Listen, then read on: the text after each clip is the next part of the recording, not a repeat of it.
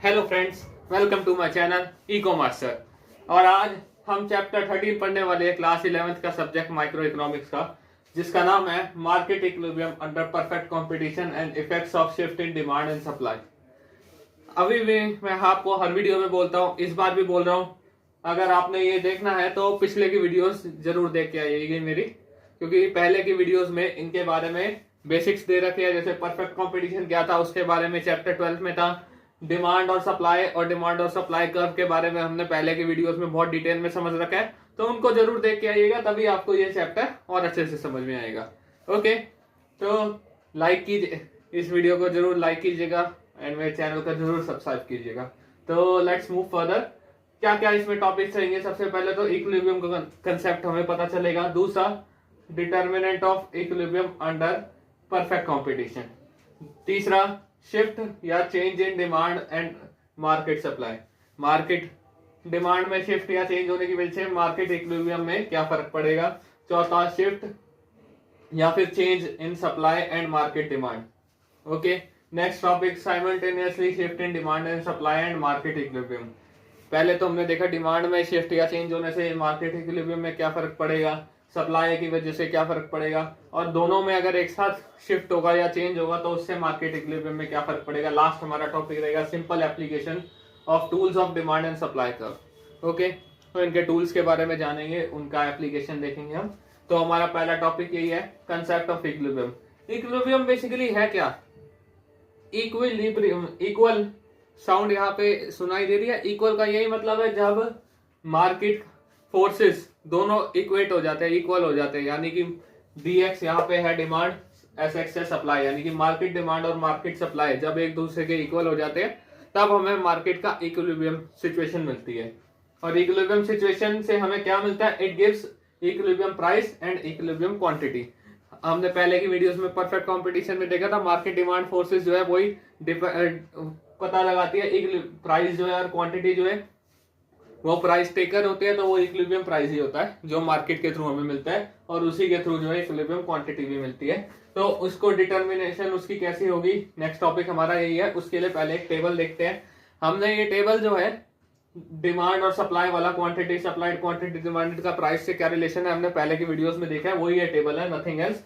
जब प्राइस 5 रहेगा, 5 पे सप्लाई जो है 50, क्वांटिटी जो है 10, 4 पे 40, 20, 3 पे 30, दो प्राइस पे 20 और 40, और प्राइस जब एक होगा तब क्वांटिटी 10 सप्लाइड की और डिमांड की 50।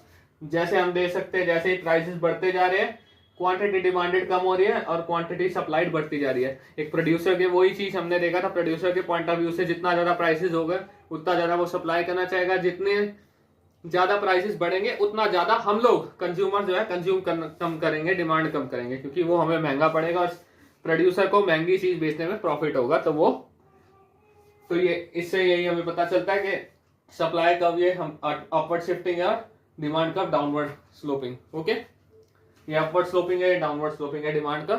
तो ये जब जहां पे इक्वेट करते हैं डिमांड और सप्लाई, यहाँ पे हम देख सकते हैं जब प्राइस 3 है तब क्वांटिटी सप्लाई 30 है, क्वांटिटी डिमांडेड भी 30 है। जब दोनों इक्वल है तो ये हमारा इक्विलिब्रियम है। अब यहाँ पे ये देखिए, मैंने 4 और 5 प्राइस पे एक्सेस सप्लाई लिख रखा है, इधर जो है एक्सेस डिमांड लिख रखा है। अब हम देख सकते हैं यहाँ पे सप्लाई 50 है, क्वांटिटी डिमांडेड 10 है, तो यानी कि सप्लाई ज्यादा है। थोड़ा 4 पे भी देख रहे हैं तब भी सप्लाई ज्यादा है। अब नीचे 1 और 2 पे देख रहे हैं, इधर 1 पे 10 सप्लाइड है और 50 जो है डिमांडेड है, तो यहाँ पे एक्सेस डिमांड है। थोड़ा और ऊपर जाएंगे 20 और 40 तब भी एक्सेस डिमांड है। यहाँ पे इक्विलिब्रियम है प्राइस 3 पे, 30 इज इक्वल टू 30। ओके, इसको अगर हम कर्व के थ्रू देखेंगे, जब यहाँ पे इक्वेट कर रहे हैं, प्राइस यहाँ पे 3 है और ये देखिए क्वांटिटी सप्लाई 30 है और प्राइस यहाँ पे 3 है, तो इस पॉइंट पे, ये पॉइंट अगर आप ए ले लो, इस पॉइंट पे जो है आपका इक्विलिब्रियम है। अब अगर हम प्राइस को थोड़ा बढ़ाएंगे, यही हमने थोड़ा ऊपर गए, ये देखिए यहाँ पे थोड़ा ऊपर जाने के बाद ये डिमांड वाला कर्व यहाँ पे है, प्राइस 5 पे, और सप्लाई वाला कर्व इधर है, क्वांटिटी सप्लाइड 40 है और क्वांटिटी डिमांडेड 10 है। तो यहाँ पे हम देख सकते हैं एक्सेस सप्लाई है। यही प्राइस अगर कम हो रहा है, यहाँ हम नीचे जा रहे हैं, सप्लाई कर्व इधर है और डिमांड कर्व इधर है। यहाँ पे हम देख सकते हैं डिमांड जो है 50 पे और सप्लाइड जो है 10 पे है, तो यहाँ पे एक्सेस डिमांड है, डिमांड ज्यादा है। तो यही चीज है, जब प्राइसेस कम हो रहे हैं तो एक्सेस डिमांड आ रही है, प्राइसेस बढ़ रहे हैं तो एक्सेस सप्लाई आ रही है, दोनों जब इक्वेट करते हैं तो यहाँ पे ए पॉइंट पे इक्विलिब्रियम आ रहा है। Let's move further. तो अभी हमने इक्विलिब्रियम के बारे में देखा। 3 बेसिक असम्पशन यहाँ पे यही दे रखी है कि price and quantity supplied are positive related. वही सप्लाई जो है, क्वांटिटी सप्लाइड प्राइस से पॉजिटिव रिलेटेड है, वही डिमांड नेगेटिव रिलेटेड है। मार्केट फोर्सेस यानी कि market forces of demand and supply operate freely without government intervention. यही चीज बोल रहे हैं कि गवर्नमेंट का कोई इंटरवेंशन नहीं है, मार्केट फ्रीली वर्क करती है, गवर्नमेंट इंटरफेयर नहीं करता। नेक्स्ट हमारा टॉपिक है शिफ्ट या change in demand and market equilibrium. अब यहाँ पे हम मार्केट इक्विलिब्रियम, पहला टॉपिक है increase in demand. Demand increase होगा। यहाँ पे देखिए पहला हमारा डिमांड का ये डी है, इक्विलिब्रियम प्राइस पी है और क्वांटिटी क्यू है। जब वो राइट वर्ड शिफ्ट हो रहा है, यहाँ पे देखिए एरो राइट में जा रहा है, डी से D1 पे जा रहा है, यानी कि डिमांड इंक्रीज हो रहा है। जब डिमांड इंक्रीज हो रहा है तो प्राइस भी इंक्रीज हो रहा है, क्वांटिटी भी इंक्रीज हो रहा है। प्राइस जो है P1 पे जा रहा है और क्वांटिटी Q1 पे। अब इसका रीजन क्या है, सोच के देखिए। जब डिमांड बढ़ेगा, लोग और ज्यादा डिमांड करेंगे, तो जो है क्या होगा, लोग जब भी डिमांड लोग ज्यादा करते हैं तो प्राइसेस बढ़ने लग जाते हैं। प्राइसेस बढ़ेंगे तो जो है सप्लाई भी मार्केट में और ज्यादा बढ़ जाएगी, क्योंकि जब प्राइस महंगा हो रहा है सामान तो लोग सप्लाई भी ज्यादा करने लग जाएंगे, तो इस वजह से प्राइस और क्वांटिटी दोनों बढ़ती है। वहीं अगर वो डी से D1 लेफ्टवर्ड शिफ्ट हो रहा है, डिक्रीज हो रही है, तो प्राइस और क्वांटिटी डिमांडेड दोनों ही डिक्रीज हो जाते हैं। इक्विलिब्रियम प्राइस ये P से P1 नीचे चला गया और क्वांटिटी भी Q से Q1 पीछे की तरफ चला गया, कम हो गया, दोनों ही कम हो जाते हैं। क्यों, अब डिमांड कम हो गई है, अब लोग ज्यादा डिमांड नहीं कर रहे, तो सप्लायर्स क्या सोचेंगे कि अब लगता है लोगों को सामान महंगा लग रहा है, इसलिए उन्होंने डिमांड कम कर दी, तो ज्यादा बेचने के लिए उन्हें प्राइस कम करना पड़ेगा। प्राइस कम होगा तो वो ज्यादा बेच पाएंगे, तो प्राइस कम हो रहा है और क्वांटिटी भी कम हो रही है। ओके, नेक्स्ट है एक्सेप्शनल केसेस। अब एक्सेप्शनल केसेस यहाँ पे 2 दे रखे हैं। अभी तो हमने देखा है सप्लाई कर्व अपवर्ड स्लोपिंग है, डिमांड कर्व डाउनवर्ड स्लोपिंग है। यही अगर सप्लाई कर्व या तो परफेक्टली इलास्टिक हो या फिर परफेक्टली इनइलास्टिक हो। अब परफेक्टली इलास्टिक का मतलब क्या है, यहाँ पे देखिए प्राइस पूरा टाइम पी ही रहेगा और सप्लाई कर्व जो है हॉरिजॉन्टल है, परफेक्टली इलास्टिक है, यानी कि unlimited quantity of supply available है। एक ही प्राइस पे आप जितना मर्जी प्रोड्यूस कर सकते हो। वैसे तो ऐसा होता है कि प्राइसेस बढ़ाने से ही सप्लाई बढ़ती है, प्राइसेस कम होने से ही सप्लाई कम होती है, लेकिन इसी प्राइस पे जितना मर्जी प्रोड्यूस हो सकता है। क्यों, क्योंकि अनलिमिटेड सप्लाई अवेलेबल है। तो अब ये देखिए, तो इस सिचुएशन में ये देखिए प्राइस पी ही रह रहा है दोनों में, तो प्राइस रिमेन्स अनअफेक्टेड, प्राइस में कोई चेंज नहीं आता। जब डिमांड इंक्रीज हो रहा है, ये देखिए डी से D1 राइटवर्ड शिफ्ट हो रहा है, तो क्वांटिटी भी इंक्रीज हो रही है Q से Q1। ओके, अगर डिमांड डिक्रीज हो रहा है, डी से D1 लेफ्टवर्ड जा रहा है, तो क्वांटिटी भी डिक्रीज हो रही है Q से Q1 बैकवर्ड। यही अगर सप्लाई इनइलास्टिक है, सप्लाई इनइलास्टिक है यानी कि वो वर्टिकल है। अब ये सिचुएशन वो होती है जब सप्लाई लिमिटेड होती है। अब देखिए प्राइसेस इंक्रीज हो रहा है, P से P1 तक बढ़ रहा है, P2 तक बढ़ रहा है, जितना मर्जी प्राइस बढ़ जाए, जब सप्लाई ही लिमिटेड है तो सप्लाई वो बढ़ा कैसे पाएंगे। सोच के देखिए, फैक्टर्स रॉ मटेरियल इतना अवेलेबल ही नहीं है कि वो सप्लाई बढ़ा सके, तो जितना मर्जी प्राइस बढ़ जाए सप्लाई बढ़ ही नहीं सकती। यही रीजन है कि वो वर्टिकल है। ओके, तो यहाँ पे क्वांटिटी रिमेन्स अनअफेक्टेड, क्योंकि क्वांटिटी लिमिटेड है, क्वांटिटी अनअफेक्टेड है। प्राइस क्वांटिटी ये देखिए Q का Q ही रहेगा, यहां भी यहां भी। अब पहला सिचुएशन जब डिमांड बढ़ेगी, अब लोग ज्यादा डिमांड करने लग जाएंगे, ये डी से D1 तक बढ़ गई। जब डिमांड इंक्रीज हो गई, राइटवर्ड शिफ्ट हो रहा है देखिए, तो अब लोग जो है ज्यादा क्वांटिटी मांगेंगे, तो सप्लाई वालों को क्या करना पड़ेगा, सप्लाई वालों को कुछ ऐसा करना पड़ेगा ना कि लोगों की डिमांड कम हो जाए। रीजन क्या है उसके पीछे का, कि वो प्राइसेस बढ़ा देंगे, क्योंकि उनके पास इतना क्वांटिटी अवेलेबल ही नहीं है बेचने को, तो वो प्राइसेस बढ़ा देंगे, तो कुछ लोग अपनी डिमांड कम कर देंगे, तो फिर दोबारा वो क्यू पे आ जाएगी क्वांटिटी, लेकिन प्राइसेस बढ़ जाएंगे। यही अगर डिमांड का लेफ्टवर्ड शिफ्ट हो जाएगा, डी से D1 की तरफ लेफ्टवर्ड जा रहा है, व्हेन डिमांड डिक्रीज, तो प्राइस जो है वो भी डिक्रीज हो जाएंगे। क्यों, क्योंकि अब लोगों ने डिमांड कम कर दी है, क्वांटिटी तो उनके पास उतनी है, लेकिन अब लोग कम डिमांड कर रहे हैं, इनके पास क्वांटिटी कुछ बच जाएगी, तो उस क्वांटिटी को बेचने के लिए इन्हें क्या करना पड़ेगा, प्राइसेस को कम करने पड़ेंगे। तो वही चीज बची क्वांटिटी को बेचने के लिए प्राइसेस कम हो जाएंगे, तो दोबारा ये क्यू पे आ जाएगी क्वांटिटी, लोग फिर दोबारा ज्यादा खरीदने लगेंगे। ओके, तो ये एक्सेप्शनल केसेस थे, ये हमने इंक्रीज और डिक्रीज इन डिमांड देखा। Let's move further to the next topic. तो भाई ये हमारा नेक्स्ट टॉपिक है शिफ्ट या change in supply and market equilibrium. अभी हमने पीछे डिमांड में शिफ्ट या चेंज से देखा था, उससे मार्केट इक्विलिब्रियम पे क्या इफेक्ट पड़ रहा है, मार्केट इक्विलिब्रियम प्राइस और क्वांटिटी पे। अब हमने सप्लाई के बारे में देखना है, वो भी सेम ही चीज है। उधर हमने डिमांड में शिफ्ट कर रहे थे, इधर सप्लाई में करेंगे। पहला है increase in supply. Increase in supply, जब सप्लाई इंक्रीज होगा, ये देखिए पहले एस कर्व है, फिर वो एस से राइट पे शिफ्ट हो रहा है, ये देखिए एरो यहाँ जा रहा है, S1 पे जा रहा है। जब वो राइट पे शिफ्ट होगा तो इधर देखिए डिमांड कर्व को पहले वो यहाँ टच कर रहा था ई पॉइंट पे, अब E1 पे टच कर रहा है। तो यानी कि देखिए इधर प्राइस P से P1 हो गया, प्राइस डिक्रीज हो गया और क्वांटिटी इंक्रीज हो गई। यही अगर हमने इधर देखा डिक्रीज में, वो लेफ्टवर्ड शिफ्ट हो रहा है S से S1, यहाँ प्राइस P से P1 इंक्रीज हो रहा है और क्वांटिटी डिक्रीज हो गई है। अब हमने सम एक्सेप्शनल केसेस जैसे डिमांड में देखे थे, वैसे ही इधर सप्लाई में भी देखेंगे। उधर हमने देखा था सप्लाई परफेक्टली इलास्टिक या इनइलास्टिक, तो यहाँ पे हम डिमांड को देखेंगे जब वो परफेक्टली इलास्टिक है, परफेक्टली इनइलास्टिक होता है। वैसे इसके पीछे का रीजन आप सोच सकते हैं क्या होगा। जब सप्लाई इंक्रीज हो रही है, सप्लाई इंक्रीज हो जाएगी मार्केट में, तो लोग जो है, जब यहाँ पे हम बोल सकते हैं एक्सेस सप्लाई की सिचुएशन है, लोग इतना ज्यादा डिमांड नहीं कर रहे, तो उनके पास सामान जो है कम बच जाएगा। तो उसे बेचने के लिए, ज्यादा बेचने के लिए उन्हें क्या करना पड़ेगा, प्राइस को डिक्रीज करना पड़ेगा ना। वही सिचुएशन है, उसके अपोजिट डिक्रीज इन सप्लाई की है सिचुएशन। तो बस इससे आप थोड़ा दिमाग लगा फिर पता लगा सकते हैं कि ऐसा क्यों हो रहा है, कि प्राइस डिक्रीज क्यों हो रहा है, क्वांटिटी इंक्रीज क्यों हो रही है। अब डिमांड इज परफेक्टली इलास्टिक, पहली situation, price is unaffected when supply. अब ये सिचुएशन ऐसी है जहाँ प्राइस अनअफेक्टेड है। पीछे हमने उसमें भी देखा था प्राइस अनअफेक्टेड था, जब परफेक्टली इलास्टिक होता है तो प्राइस अनअफेक्टेड है। हमने तब सप्लाई को परफेक्टली इलास्टिक बनाया था, तो यहाँ पे भी परफेक्टली इलास्टिक, तब सप्लाई इनफाइनाइट थी, तो यहाँ पे डिमांड परफेक्टली इलास्टिक है, तो डिमांड इनफाइनाइट है। इनफाइनाइट नंबर की डिमांड है, यानी कि इसी प्राइस पे जितना मर्जी जो है वो बेच सकता है, क्योंकि डिमांड इनफाइनाइट है, जितना मर्जी वो बेच सकता है। अगर सप्लाई उसने बढ़ाई, प्राइस में कोई चीज नहीं है, तो क्वांटिटी Q से Q1 बढ़ गई, यहाँ पीछे की तरफ गया S से S1 पीछे की तरफ, सप्लाई डिक्रीज हुई तो क्वांटिटी भी डिक्रीज हो गई। ओके, तो यही चीज है कि डिमांड इनफाइनाइट है, इसी प्राइस पे वो जितना मर्जी बेच सकता है। लोगों की डिमांड इनफाइनाइट है, 100 को बेचा, 200 को बेचा, 300 को बेचा, इनफाइनाइट लोगों को बेच सकता है। यही जब परफेक्टली इनइलास्टिक है। परफेक्टली इनइलास्टिक हियर जो है demand remains constant no matter the price. Quantity demanded जो है वो कांस्टेंट रहेगी, डिमांड कांस्टेंट है, क्वांटिटी डिमांडेड कांस्टेंट है, यानी कि लोग इतना ही डिमांड करेंगे।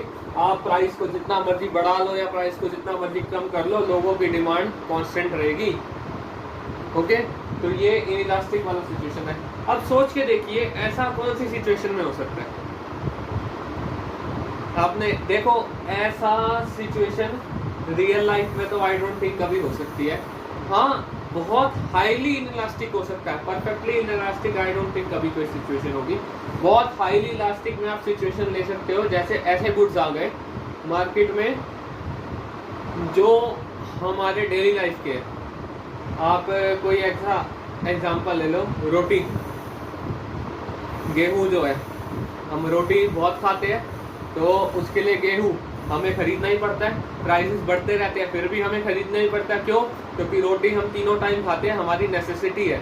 ऐसे गुड्स आ गए तो वो हाईली इनइलास्टिक होते हैं, उसके प्राइस बढ़ते रहते हैं टाइम टू टाइम, लेकिन फिर भी हमें उतना ही खरीदना पड़ता है, क्योंकि हम रोटी खाना तो बंद नहीं कर सकते, ठीक है। लेकिन वो भी हाईली इनइलास्टिक होता है, बहुत ज्यादा इनइलास्टिक होता है, परफेक्टली नहीं होता। यहाँ पे परफेक्टली इनइलास्टिक का सिचुएशन है, तो यहाँ पे क्वांटिटी बिल्कुल कांस्टेंट रहेगी।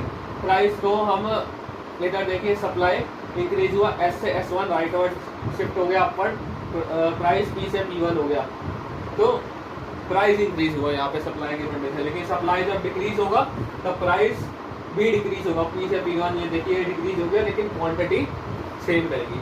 Let's move further to the next topic. I hope ये आपको समझ में आ गया। तो हमारा नेक्स्ट टॉपिक है simultaneous shift in demand and supply and market equilibrium. Simultaneous मतलब एक साथ। अभी हमने डिमांड में देखा पहले, फिर सप्लाई में देखा, अब दोनों में जब एक साथ चेंज होगा, शिफ्ट होगा, तब क्या फर्क पड़ेगा मार्केट इक्विलिब्रियम में। इसमें भी ये देखिए साइमल्टेनियस इक्वेशन के दो पार्ट्स है, या तो दोनों में इंक्रीज हो रहा है या दोनों में डिक्रीज हो रहा है, और उनके अंदर भी तीन तीन अलग अलग पार्ट्स है। पहला पार्ट जब हम इंक्रीज का देखेंगे, जब दोनों में इंक्रीज हो रहा है। अब दोनों में इंक्रीज हो रहा है, यहाँ पे इंक्रीज पहला इसमें है जब increase in demand is greater than increase in supply. अब देखिए इस जो भी मैंने डायग्राम्स बनाया उसको देखने के लिए एक चीज याद रखिएगा, डी का मतलब है जो ओरिजिनल सिचुएशन है, D1 मतलब जब चेंज होने के बाद, S मतलब ओरिजिनल, और जो 1 वाली सिचुएशन है वो चेंज होने के बाद। अब इधर देखिए D और S इस पॉइंट पे, ये आपका E पॉइंट है, इस पॉइंट पे मिल रहे हैं। ओके, ये आपका D और ये आपका S E पॉइंट पे, यहाँ पे प्राइस और क्वांटिटी P और Q है। इसके बाद D से D1 पे शिफ्ट हुआ, S से S1 पे शिफ्ट हुआ। लेकिन देखिए D में ज्यादा चेंज आ रहा है, S में जो है वो कम चेंज आ रहा है। तो नेक्स्ट E1 आपका जो है इक्विलिब्रियम बन रहा है, यहाँ पे प्राइस भी इंक्रीज हो रहा है, क्वांटिटी भी इंक्रीज हो रहा है। अगर आपको जो है पेपर में कभी इसके बारे में पूछा जाए, कंफ्यूजन हो, तो आप खुद भी ये डायग्राम बना के देख सकते हैं, उससे आपको अंदाजा हो जाएगा क्या हो रहा है क्या नहीं हो रहा। बाकी इधर का रीजन क्या है उसके बारे में मैं आपको बताता हूं पहले ही डायग्राम में, बाकियों का रीजन आप अपने आप ही समझ जाओगे। पहला ये देखिए, हमने नोटिस किया है जब डिमांड इंक्रीज होगी तो प्राइसेस बढ़ेंगे, क्योंकि अब जो लोग ज्यादा डिमांड कर रहे हैं तो उनको बेचने के लिए वो प्राइसेस बढ़ा सकते हैं, सप्लायर्स बड़े आराम से, क्योंकि लोग ज्यादा डिमांड कर रहे हैं जी। और जब सप्लाई इंक्रीज होती है तो प्राइसेस कम होते हैं, बिल्कुल होते हैं। लेकिन यहाँ पे देखिए डिमांड में इंक्रीज ज्यादा है, सप्लाई में इंक्रीज कम है, यानी डिमांड के इंक्रीज होने से जो प्राइसेस में इंक्रीज हो रहा है वो ज्यादा है, और जो सप्लाई के इंक्रीज होने से जो प्राइसेस में डिक्रीज हो रहा है वो कम है। तो कौन सा ज्यादा है? डिमांड ज्यादा है, तो यानी कि प्राइसेस में इंक्रीज ज्यादा होगा, तो प्राइस आपका इंक्रीज हो रहा है P से P1, क्वांटिटी तो बढ़ेगी Q से Q1। क्वांटिटी जब भी इंक्रीज का सिचुएशन आएगा, क्वांटिटी तीनों में बढ़ेगी। जब दोनों में बराबर चेंज आएगा, डिमांड के चेंज होने से प्राइस में इंक्रीज होता है, सप्लाई के चेंज होने से प्राइस में डिक्रीज होता है, सप्लाई के बढ़ने से प्राइस में डिक्रीज होता है, डिमांड के बढ़ने से प्राइस में इंक्रीज होता है। अब जब दोनों में इंक्रीज और डिक्रीज बराबर है तो प्राइस सेम रहेगा, क्वांटिटी इंक्रीज होगी। यही बात अगर सप्लाई में ज्यादा चेंज हो रहा है, सप्लाई देखिए S से S1, यहाँ पे ये पहले E पे फिर E1 के, इधर भी ये D और S, E और फिर E1, यहाँ प्राइस डिक्रीज हो रहा है क्योंकि सप्लाई में इंक्रीज ज्यादा है, सप्लाई में ज्यादा इंक्रीज हो रहा है, तो जो प्राइस में जो चेंज आ रहा है वो भी ज्यादा आएगा, जो प्राइस में डिक्रीज हो रहा है वो भी ज्यादा आएगा, और क्वांटिटी डिमांड के इंक्रीज होने की वजह से जो प्राइस में इंक्रीज आ रहा है वो कम होगा। तो decrease in price is greater than increase in price, तो यहाँ पे प्राइस डिक्रीज होगा और क्वांटिटी इंक्रीज होगी। यही वो रीजन है। इससे आप तीनों डायग्राम में ये रीजन की वजह से आप पता भी लगा सकते हो, नहीं तो ये डायग्राम बना के भी खुद से भी देख सकते हो।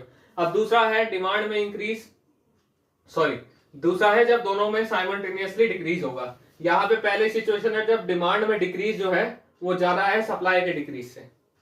अब डिमांड में डिक्रीज हो रहा है वो ज्यादा है, ये D से D1 पे गया, तो पहली जब हमारी सिचुएशन है E, दूसरी सिचुएशन है यहाँ पे E1 इस पॉइंट पे, इधर से इधर। तो अब जब डिमांड में डिक्रीज हो रहा है वो ज्यादा है, डिमांड के डिक्रीज होने से प्राइसेस बढ़ेंगे, आई एम सॉरी, डिमांड के डिक्रीज होने से प्राइसेस कम होंगे, मैंने उल्टा बोल दिया, आई एम सॉरी। डिमांड के डिक्रीज होने से प्राइसेस डिक्रीज होंगे, सप्लाई के डिक्रीज होने से प्राइसेस इंक्रीज होंगे। लेकिन डिमांड में ज्यादा चेंज आ रहा है तो जो डिक्रीज इन प्राइस है that is greater than increase in price, तो प्राइसेस जो है वो डिक्रीज होंगे P से P1। और क्योंकि दोनों चीजें डिक्रीज हो रही है तो क्वांटिटी डिक्रीज होगा। डिक्रीज जब दोनों में होता है साइमल्टेनियस तो क्वांटिटी हमेशा डिक्रीज होगी, Q से Q1, Q से Q1 और Q से Q1, तीनों में ही डिक्रीज हो रही है। दूसरी जब बराबर चेंज आ रहा है तो बराबर चेंज में E से E1 प्राइस तो कांस्टेंट रहेंगे, क्योंकि decrease in price is equal to increase in price, ठीक है। Decrease in demand is equal to increase in demand, that is why decrease in price is equal to increase in price. तो दोनों जब बराबर है तो प्राइस आपका ये आ जाएगा। तीसरे सिचुएशन में अब सप्लाई में ज्यादा चेंज आ रहा है, सप्लाई का डिक्रीज ज्यादा है, सप्लाई का डिक्रीज ज्यादा है तो यानी कि प्राइस में इंक्रीज ज्यादा है, डिमांड की वजह से जो प्राइस में डिक्रीज हो रहा है उससे। ओके, तो यहाँ पे प्राइस इंक्रीज होगा और क्वांटिटी तो डिक्रीज हो रही है। ये आपके 3 सिचुएशन है। आई होप आपको ये समझ में आएगा। मैंने डायग्राम के थ्रू भी बता दिया और इसके पीछे का रीजन है वो भी आपको समझा चुका हूँ कि डिमांड के चेंज होने से प्राइस में क्या चेंज आएगा। डिमांड इंक्रीज होता है तो प्राइस इंक्रीज होता है, सप्लाई जो है इंक्रीज होता है तो प्राइस डिक्रीज होता है। सप्लाई की वजह से जो प्राइस में चेंज आता है वो अपोजिट रिलेशन है, डिमांड की वजह से जो प्राइस में चेंज आता है वो पॉजिटिव है। ओके, तो let's move further to our next topic. हमारा लास्ट टॉपिक है simple application of tools of demand and supply का। और डिमांड एंड सप्लाई का उसके टूल्स हम देखेंगे, इसमें उनका एप्लीकेशन कैसे है। दो यहाँ पे आपको दे रखे हैं, इसके अंदर प्राइस सीलिंग और प्राइस फ्लोर। आप ये नाम से सोचेंगे सीलिंग का मतलब छत होता है और फ्लोर का मतलब ग्राउंड होता है, लेकिन जब हम इसके बारे में पढ़ेंगे तो आप उसके लेके कंफ्यूज मत होना, क्योंकि यहाँ पे देखिए, यहाँ पे ये लाइन ए बी तो नीचे आ रही है तो ये सीलिंग, लेकिन यहाँ तो नीचे रही है ग्राउंड पे। इधर ये ऊपर है ए बी, ये फ्लोर है, लेकिन आनी तो यहाँ पे चाहिए। लेकिन अब इसका जब मैं मीनिंग समझाऊंगा तब आपको पता चलेगा कि इसका नाम प्राइस सीलिंग क्यों है और इसका नाम प्राइस फ्लोर क्यों है। प्राइस सीलिंग का मतलब it means maximum price limit, that is maximum price seller can charge. ये जो है कंज्यूमर्स के बिहाफ पे बनाया जाता है, उनकी सेफ्टी के लिए बनाया जाता है। इससे कंज्यूमर्स को फायदा होता है। क्यों? ये मैक्सिमम प्राइस लिमिट जो है सेट की जाती है कि सेलर जो है कितना चार्ज कर सकते हैं। ये जो है ऑफन जो है गवर्नमेंट इसको चार्ज करती है, मतलब रखती है less than equilibrium price, lower than equilibrium price, so that poor can afford it. Equilibrium price E है, लेकिन यहाँ पे इन्होंने यानी ई पे ये इक्विलिब्रियम है और इक्विलिब्रियम प्राइस पी है, इन्होंने सेट किया P1, यानी कि P1 ये मैक्सिमम है, इससे ज्यादा वो प्राइस चार्ज ही नहीं कर सकता। यानी कि ये उनकी सीलिंग है, ये उसकी लिमिट है, उसके नीचे चार्ज कर सकते हैं। जैसे इसके नीचे इधर चले जाओ, इधर चले जाओ, किसी पे चले जाओ, लेकिन P1 से ऊपर नहीं जा सकते। तो ये आपकी सीलिंग है। अब समझ में आया इसका मतलब सीलिंग क्यों है। तो ये मैक्सिमम प्राइस लिमिट सेट की गई है और ये हमेशा इक्विलिब्रियम से नीचे होती है। क्यों? क्योंकि इक्विलिब्रियम पे गवर्नमेंट को लगता है कि पुअर लोग ये खरीद नहीं पाएंगे, तो वो ऐसे सेट कर देते हैं उसके नीचे कि जो है पुअर लोग उसको खरीद सके। Here we can see it's a situation of excess demand।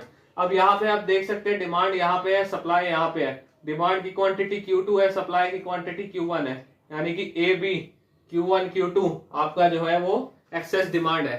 यहाँ पे डिमांड ज्यादा है, सप्लाई कम है, तो इधर सिचुएशन बेसिकली आ जाती है आपकी पार्शियल हंगर की। People fail to buy all they want, क्योंकि डिमांड ज्यादा है, वो जितना चाहते हैं उतना वो खरीद नहीं पाते, तो ये सिचुएशन आ जाती है पार्शियल हंगर की। इसका रेमेडी यानी इसका सुझाव, इसको सॉल्व करने का तरीका एक है rationing. Rationing is remedy of this problem. Each person is given a fix quota. एक बंदे को एक कोटा दे दिया जा सकता है कि आप जो है मार्केट में जाके इतना गुड तो खरीद सकते हो, और वो कोटा उस हिसाब से सेट होता है कि उन्हें जो है हंगर ना फेस करनी पड़े। फॉर एग्जाम्पल आप गुड ले लो, ज्यादातर ये उन पे लग जाता है, जैसे खाने पीने का प्रोडक्ट होता है। फॉर एग्जाम्पल बाजरा ले लो आप, एक एग्जाम्पल बाजरा गुड है, ऐसा सेट कर रखा है गवर्नमेंट ने कि वो कोटा जो है ऐसा सेट करे कि वो जो है डेली उसको खा सके।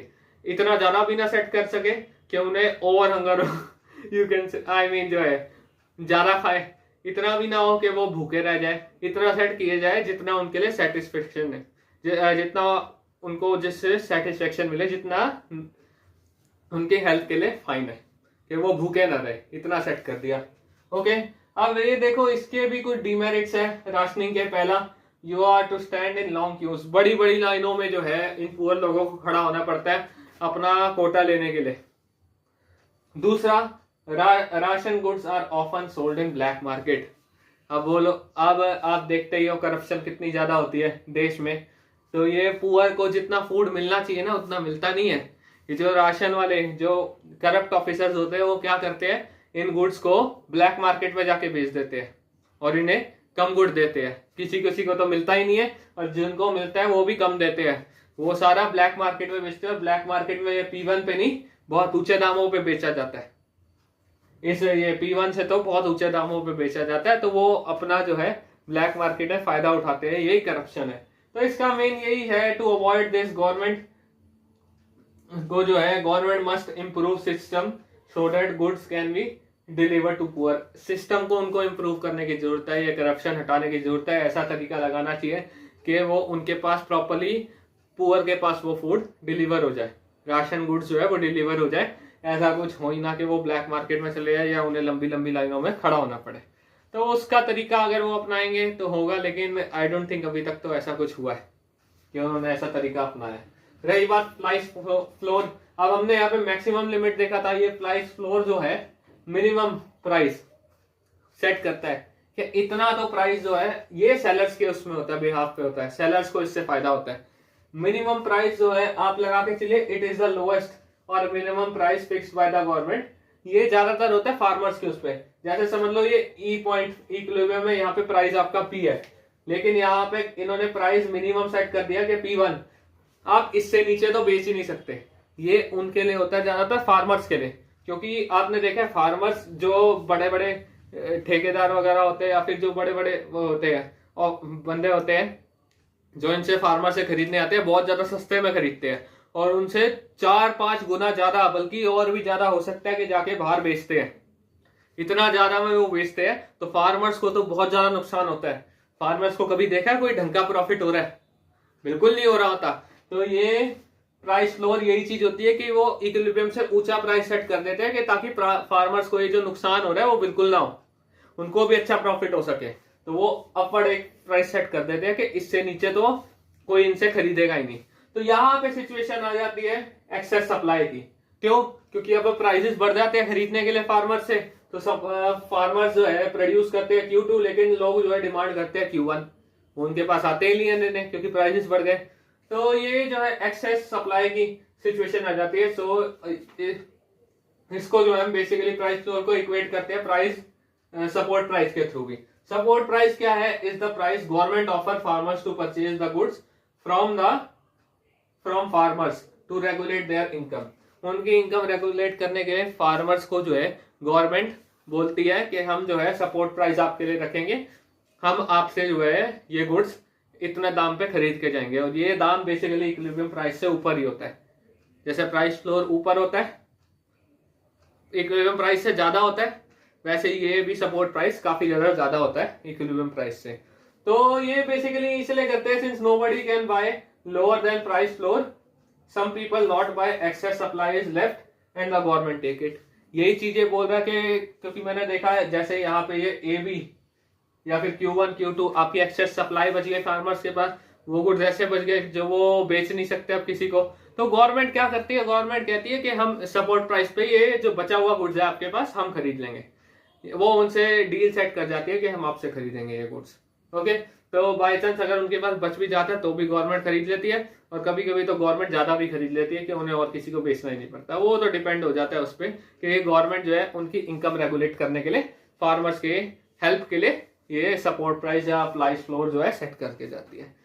तो इसके साथ हमारा ये चैप्टर खत्म होता है। आई होप आपको ये चैप्टर में सब कुछ समझ में आया होगा। इसे जरूर लाइक कीजिए, सब्सक्राइब कीजिए एंड शेयर भी कीजिए। इसके साथ क्लास 11th माइक्रो इकोनॉमिक्स के हमारे सारे चैप्टर्स कंप्लीट होते हैं। सारे के सारे चैप्टर्स देखिएगा 1 to 13। आई होप आपको सारे के सारे डिटेल में समझ में आएंगे। और देखना शुरू फर्स्ट चैप्टर से ही कीजिएगा, क्योंकि मैंने आपको पहले भी बताया यहाँ 13 तक पहुंचने के लिए सीधा 13th मत देख लीजिएगा, स्टार्टिंग से देखना शुरू कीजिएगा। जैसे जैसे स्टार्टिंग से देखेंगे आगे आगे आपको समझ में आएगा, क्योंकि पहले उसका बेसिक होता है, बाद में उसका थोड़ा डिटेल में आता है नेक्स्ट चैप्टर में। तो उसके लिए आपको पिछला देखना बहुत जरूरी है। तो वो सारे के सारे चैप्टर्स देखिए, आई होप आपको बहुत पसंद आएगा। तो इस चैनल को ई-कॉमर्स मेरा चैनल, उसे लाइक कीजिए, सब्सक्राइब कीजिए, शेयर कीजिए, तभी मैं आगे जो है नेक्स्ट वीडियोस बनाना शुरू करूंगा। और आई होप वो भी आप बड़ी खुशी से देखेंगे। Thank you, have a nice day.